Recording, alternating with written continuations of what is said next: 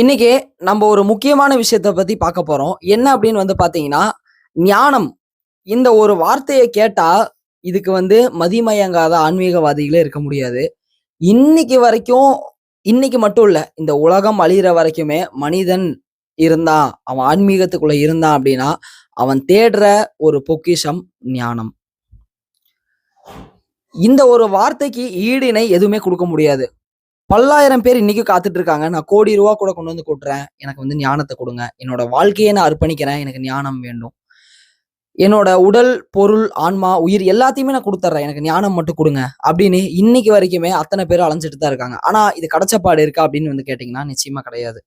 ஏன் அப்படின்னு கேட்டீங்கன்னா, இந்த ஞானம் பற்றின தெளிதல், புரிதல் ஒரு அத பத்தின ஒரு ஞானமே நம்மகிட்ட இல்ல. ஞானம் பற்றிய ஒரு ஞானம் இல்லாத ஒரு ஞானம் உண்மையான ஒரு ஞானம் அடைதலா இருக்காதுங்கிறத இந்த இடத்துல நான் உங்ககிட்ட சொல்றேன். அப்போ என்லைட்மென்ட் அப்படிங்கிற இந்த வார்த்தைக்கு என்னதான் அர்த்தம் அப்படின்னு பார்க்க போறது நம்ம கிடையாது இந்த இடத்துல.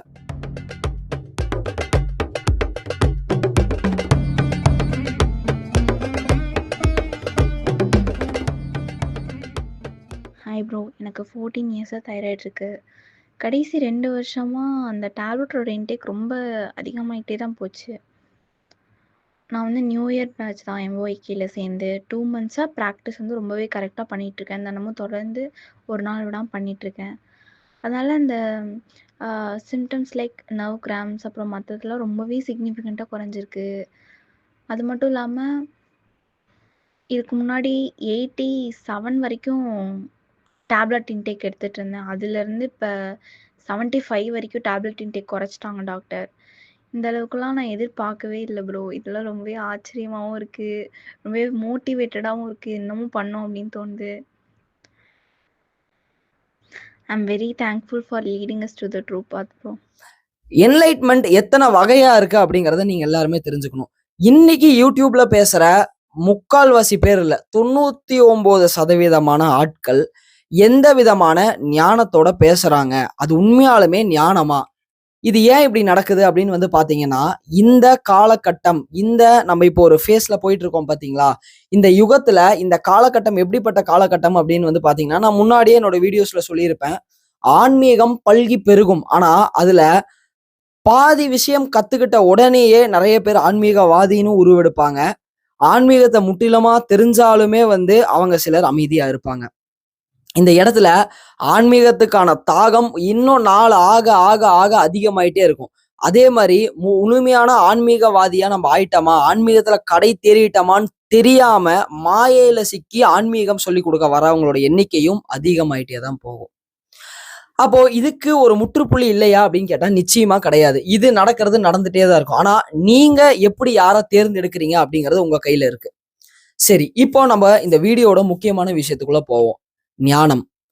இத வள்ளலார் ரொம்ப அழகா என்ன சொல்லுவாரு அப்படின்னா, ஞானம் 2 வகைப்படும் அப்படின்னு சொல்லுவாரு. அது என்ன 2 வகையான ஞானம் அப்படின்னு பாத்தீங்கன்னா, ஒண்ணு அபர ஞானம், இன்னொன்னு பர ஞானம். இந்த வார்த்தையை இது வரைக்கும் நிறைய பேர் கேள்விப்பட்டிருக்க மாட்டீங்க அப்படிங்கறது நான் நினைக்கிறேன். ஏன் அப்படின்னு பாத்தீங்கன்னா, இந்த பர அபர இதுக்குள்ளேயே அவ்வளோ பெரிய ரகசியத்தை ஒளிச்சு வச்சுட்டு தான் போயிருக்காரு வள்ளலார்.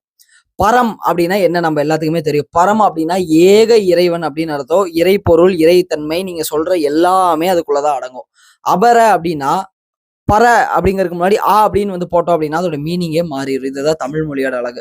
அபர ஞானம் அப்படின்னா நார்மலா இருக்கிற நாலேஜ் நீங்க கத்துக்கிறீங்க பாத்தீங்களா, இதுதான் பாத்தீங்கன்னா அபர ஞானம். இந்த அபர ஞானம் தான் என்னன்னு பாத்தீங்கன்னா ஆன்மீகத்தோட ஆரம்ப புள்ளி இந்த அபர ஞானம் தான். இப்ப இத்தனை வீடியோஸ் நம்ம கொடுக்குறோம், இத்தனை விஷயங்களை நீங்க பாக்குறீங்க அப்படின்னா என்ன பொறுத்த வரைக்கும் இது எல்லாமே பரஞானம். எனக்குள்ள இருந்து வர விஷயங்கள் எல்லாமே எனக்கு பரஞானம். இத நீங்க கேட்டு உங்களுக்குள்ள இன்பில்ட் பண்றீங்களா, இதெல்லாம் உங்களுக்கு அபரஞானம். புரியுதுங்களா? நீங்க என்ன விதமான விஷயங்களை ஆன்மீகம்னு சொல்லி தேடினாலும் பார்த்தாலும் அது உங்க அனுபவத்துல வராத வரைக்கும் அது அபரஞானம் தான். அது மட்டும் இல்லாம நீங்க ஆன்மீகத்துல எனக்கு இந்த அனுபவம் வருது, அந்த அனுபவம் வருது, கலர் கலரா தெரியுது, அந்த ஒளி தெரியுது, இவங்க தெரியுறாங்க, அவங்க தெரியுறாங்கன்னு சொல்றீங்க இல்லையா, இதுவும் அபர ஞானம் தான். அப்ப அதெல்லாம் உண்மை கிடையாதா அப்படின்னு கேட்டீங்கன்னா, இது எல்லாமே கடந்து போக வேண்டிய நிலைகள். ஆனா நம்ம எல்லாரும் என்ன பண்றோம்னா இதையே புடிச்சிட்டு தொங்குறோம். என்னோட ஸ்டூடெண்ட் அழகா ஒரு மீம் பண்ணியிருந்தாரு, நான் பார்த்திருந்தேன். அது ஆக்சுவலி பிராக்டிஸ் பண்றேன், இன்னைக்கு எனக்கு அனுபவமே வரல, நாளைக்கு பிராக்டிஸ் பண்றேன், எனக்கு அனுபவமே வரல. அப்ப வா கிளம்பு. இன்னைக்கு நான் பிராக்டிஸ் பண்றேன், அனுபவமே வரல. எனக்கு அனுபவமே வரல, வரல, வரல அப்படின்னு உட்காந்துருக்கும்போது, ஒரு நாள் அவருக்கு புரிய வருது. இந்த பயிற்சி நான் பண்றது வந்து அனுபவத்துக்காகவா? கிடையாது, எனக்காக அப்படின்னு. அப்போ என்ன ஆகுதுன்னா, அந்த மாயை அவர விட்டு விலகுதுன்னு அற்புதமா ஒரு மீம் பண்ணியிருந்தாரு. எனக்கு அது ரொம்ப புடிச்சிருந்துச்சு. அதுதான் நிஜம். இன்னைக்கு நம்ம எல்லாருமே என்ன பண்றோம் அப்படின்னு வந்து பாத்தீங்கன்னா, மாயைய நோக்கி தான் ஓடுறோம். ஆன்மீகத்துல வந்தா மாயை கிட்ட இருந்து தப்பிக்கலாம் அப்படின்னு வந்து பார்த்தா, எக்கச்சக்கமான மாயைய இழுத்து இழுத்து போட்டுக்கிறோம். எனக்கு இன்னைக்கு அனுபவம் வருமா? அனுபவம் வருமா? அனுபவம் வருமா? அப்படின்னு. அனுபவத்துக்காக நீங்க ஆன்மீக பயிற்சிகள் பண்ணீங்கன்னா, அது விரயம். ஏங்க ஆன்மீகம் அப்படிங்கிறது எந்த ஒரு எதிர்பார்ப்பும் இல்லாம பண்றது. அந்த இடத்துல நான் ஒரு எதிர்பார்ப்பு வச்சு இறைவன் எனக்கு வந்தே தீரணும். இல்ல எனக்கு ஞானம் அடைஞ்சே தீரணும். இல்ல எனக்கு இந்த அனுபவம் வந்தே தீரணும். பக்கத்துல இருக்கிற என் ஃப்ரெண்டே நேத்து தான் பிராக்டிஸ் வாங்குனான். அவனுக்கு கலர் கலரா வண்ண வண்ணமா தெரியுதுங்கிறாங்களே. நான் 2 மாசமா 3 மாசமா பண்ணிட்டு இருக்கேன். எனக்கு ஒண்ணுமே தெரியல. இந்த கம்பேரிசன் எதுக்கு? இதெல்லாம் ஏன் நடக்குதுன்னா, இன்னும் நீங்க எல்லாம் அபர ஞானத்துக்குள்ள இருக்கனால தான். இந்த ஆரம்ப கட்டத்தோட ஆன்மீகம் எத உங்களுக்கு சொல்லி தரும் அப்படின்னா, சாத்திர ஞானங்கள் அப்படிங்கிற விஷயங்களையும், விசார ஞானத்தையும் மட்டும் தான் உங்களுக்கு குடுக்கும். விசார ஞானம் அப்படின்னா, இப்ப நான் சொல்ற விஷயங்கள் எல்லாத்தையும் நீங்க கேட்டு, கேட்டு, கேட்டு என்ன ஆகுறீங்கன்னா, யோசிக்கிறீங்க இல்லையா? இது உண்மையா இருக்குமா? பொய்யா இருக்குமா? இது என்னவா இருக்கும்? அப்படிங்கிறது. அதே மாரி வந்து பாத்தீங்கன்னா, சாத்திர ஞானம் அப்படின்னா, ஒவ்வொரு விஷயங்களுக்கும் நான் விளக்கம் குடுக்குறேன் இல்லைங்களா உங்களுக்கு? இப்ப நீங்க பாக்குற எல்லாமே சாத்திர ஞானம் தான். புரியுதுங்களா? இது எல்லாமே ஆரம்ப கால கட்டத்தோட அடிப்படையான ஆன்மீகத்த உங்களுக்குள்ள கொண்டு வந்து சேர்க்கிறது. இந்த ஆரம்ப கட்ட ஆன்மீகத்தையே யாருமே முழுமையா சேர்க்கிறது இல்ல அப்படிங்கிறது தான் மிக சோகமான விஷயமா இருக்கு இந்த இடத்துல. இந்த இடத்துல உங்களுக்கு சாதனம் கண்டிப்பா தேவை. இப்ப நெறைய பேர் சொல்றாங்க பார்த்தீங்களா, ஆன்மீகத்துக்குள்ள வந்தா சாதனம் தேவையே இல்ல, தேவையே இல்ல, பிராக்டிஸஸ் தேவையில்ல. அது முட்டாள்தனம். ஏன் அப்படின்னு வந்து பாத்தீங்கன்னா, இதுக்கு வந்து வள்ளலார வேற ஒரு மேல்கோள் காட்டிருவாங்க எல்லாருமே. வள்ளலார் வந்து சாதனமே தேவையில்லன்னு சொன்னாரு. அப்புறம் ஏன் விளக்க வச்சு உட்கார்ந்து பார்த்துட்டு இருக்கீங்கன்னு ஒரு கேள்வி நான் கேட்கிறேன் உங்ககிட்ட. நல்லா ஒண்ணு புரிஞ்சுக்கங்க. சாதனம் எப்ப தேவையில்லன்னு வள்ளலார் யாருக்கு சொன்னார்ன்னா, அபர ஞானத்துல இருக்கிற பாமர மக்களுக்கு சொல்ல, பரஞானத்த நோக்கி உள்ள போயிட்டு இருக்கிற அந்த உயர்ந்த கட்ட ஆன்மாக்களுக்கு சாதனம் தேவையில்ல அப்படிங்கிறத சொன்னாரு. அந்த இடத்துல சாதனம் தேவையில்ல அப்படிங்கிறதும், அந்த பரஞானத்துல இருக்கிற அத்தனை ஆன்மாக்களுக்குமே புரியுமே தவிர, இந்த நார்மல் வாழ்க்கையில வாழ்ற பாமர மக்களுக்கு தான் புரியாது. இப்படி ஒரு விஷயம் இருக்கு. இவ்வளோ கஷ்டப்பட்டு நீங்க பயிற்சிகள் பண்றீங்களே, இதெல்லாம் எது வரைக்கும் அப்படின்னு தெரிஞ்சுக்கங்கன்னு தான் வள்ளலார் சொல்றாரு. எல்லாரும் சொல்றாங்க. என்ன சொல்றாங்கன்னா, வாசி யோகம் செஞ்சா நீ இறைவன் அடையலாம். குண்டலினி யோகம் செஞ்சா இறைவன் அடையலாம். புதுசு புதுசா கிரியா வந்தா நீ இறைவன் அடையலான்னு. எது செஞ்சாலும் இறைவன் அடைய முடியாதுங்கிறது தான் உண்மை. இந்த ஒரு ஓப்பன் ஸ்டேட்மெண்ட் என்ன தவிர வேற யாராலையும் குடுக்கவும் முடியாது. ஏன்னா மார்க்கெட் போயிரும் எல்லாத்துக்கும். நான் ஓப்பனா சொல்றேன். எந்தவித யோக பயிற்சி நீங்க பண்ணாலும் இறைவனை அடைய இயலாது. இந்த ஸ்டேட்மெண்ட் இன்னைக்கு இல்ல, என்னைக்குமே என்னோட மாறாது. அப்புறம் எதுக்கு இந்த யோக பயிற்சிகள் எல்லாம் அப்படின்னா, இறைவன் பக்கத்துல உங்கள கூட்டிட்டு போய் வைக்கிறதுக்காக மட்டும் தான் இந்த தீட்சை முறைகள் எல்லாமே.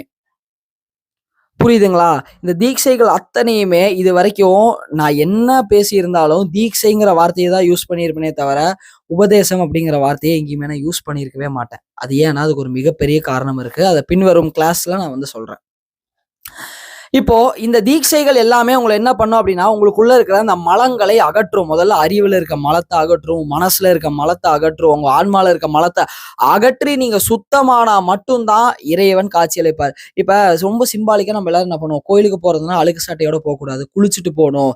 தீட்டு இருந்தா இந்த மாரி விஷயங்கள்லாம் ஏன் நம்ம கடைபிடிக்கிறோம்னு சொல்லுங்களேன். நெஜமாலுமே வந்து நீங்க குளிச்சுட்டு போனா தான் இறைவன் பார்ப்பாரா? அப்படிலாம் ஒண்ணுமே கிடையாது. ஏன் அத சொல்றாங்க அப்படின்னா, அது ஒரு விதமான உவமை. உன்னுடைய அறிவுலயும், மனசுலயும் இருக்க மலத்த நீ கிளீன் பண்ணா தான் இறைவன போய் பார்க்க முடியுங்கிறதுக்கு, வெளிய உடல்ல இருக்கிற மலம், அந்த குப்பைகள கிளீன் பண்ணுன்னு காட்டுறதுக்காக வடிவமைச்சது தான் இந்த சுத்தி முறைகள் எல்லாமே. ஒவ்வொரு கோயிலுக்குள்ளயும் போனீங்கன்னா, குளத்துல முங்கி எந்திரிச்சுட்டு போங்க அப்படிம்பாங்க. ஒவ்வொரு கோயில்லயும் 3, 4 குளங்கள் வச்சிருப்பாங்க. எதுக்காக வச்சிருக்காங்க? ஒவ்வொன்னும் ஒரு தன்மையில ஒரு சில கோயிலெல்லாம் போய் பார்த்தீங்கன்னா, சந்திர புஷ்கரணி, சூரிய புஷ்கரணி, அக்னி புஷ்கரணின்னு இருக்கும். ரொம்ப சக்தி வாய்ந்த கோயில்கள், பழமையான கோயில்கள்ல வந்து பார்த்தீங்கன்னா, இந்த 3 பேரு இன்றியமையாததா இருக்கும். இது 3மே உங்க சுவாச முறைகள காட்டுறதுக்காக அவங்க வச்சது தான். 3 நாடிகள பத்தி பேசுறதுக்காக வச்சதுதான். இதெல்லாம் எதுக்கு காரணம் இல்லாம வச்சாங்கன்னு யோசிக்கிறீங்களா?